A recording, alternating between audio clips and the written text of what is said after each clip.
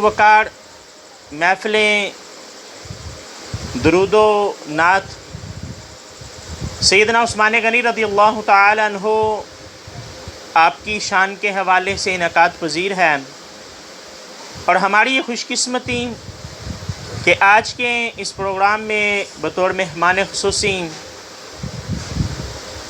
मेरी मुराद हाफ़िज़ मुख्तार अहमद साहब से हैं कि जो भी मदीना शरीफ में जाता है वही जानता है कि ये किस तरह जाने वाले की खिदमत करते हैं। अल्लाह रब्बुल इज़्ज़त इनके माल जान इज़्ज़त के अंदर बरकतों का नुज़ुल फ़रमाए और इसी तरह इन्हें लोगों की खिदमत करने की तौफ़ीक़ अता फ़रमाए। जो आयत करीमा तिलावत करने का शर्फ़ हासिल हुआ, खालिक़ कायनात ने फ़रमाया यदुल्लाहि फ़ौक़ा अयदीहिम, ऊपर वाला जो हाथ है उन हाथों के ऊपर का जो हाथ है वो अल्लाह का हाथ है।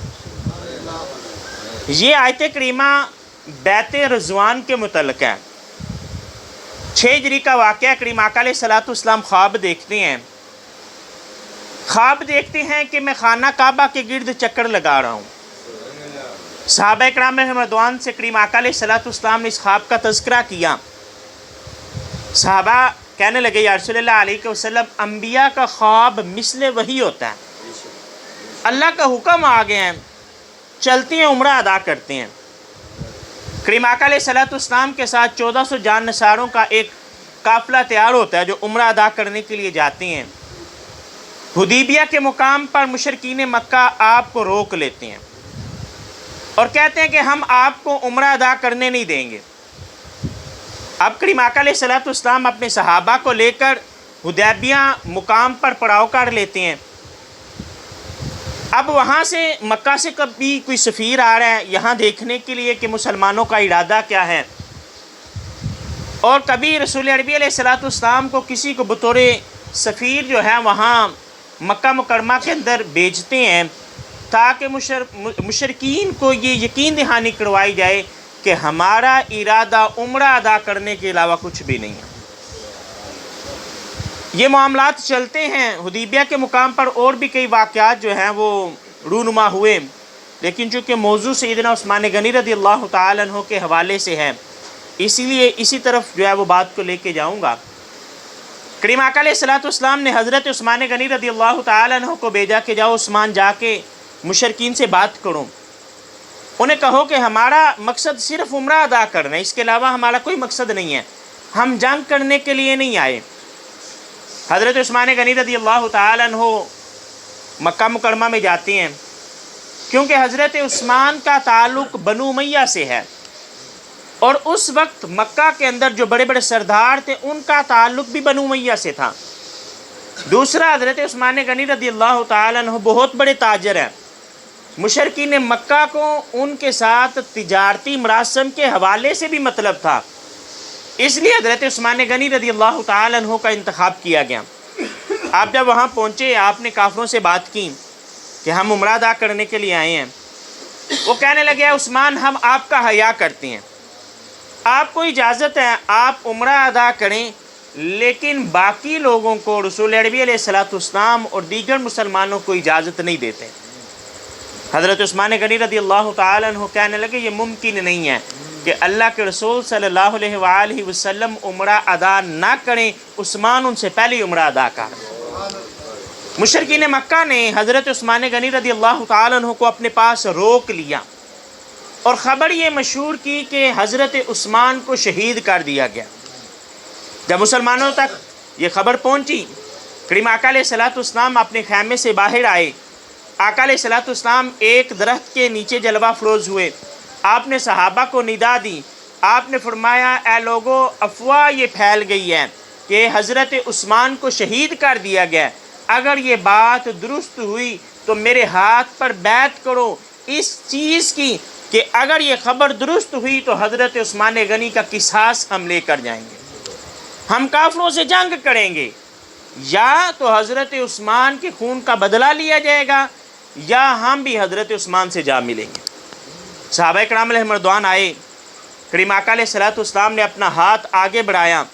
सहाबा आका अलैहिस्सलातु वस्सलाम के हाथ के ऊपर हाथ रखते और एक तरह की मौत की बैत करते کہ یا رسول اللہ علیہ وسلم ہم آپ کے ہاتھ پر بیعت کر رہے ہیں کہ یہ جان تو جا سکتی ہے لیکن آپ کی حکم عدولی نہیں ہو سکتی۔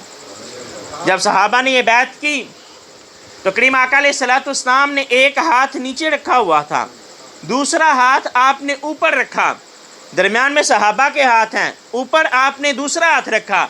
آپ نے کہا یہ اوپر والا جو ہاتھ ہے یہ عثمان کا ہاتھ ہے، میں عثمان کی طرف سے اس بیعت میں بھی شامل ہوتا ہوں، تاکہ جو مقام، جو مرتبہ، جو شان بیعت رضوان والوں کو ملنی ہے حضرت عثمان غنی رضی اللہ تعالیٰ عنہ اس میں بھی شامل ہوں۔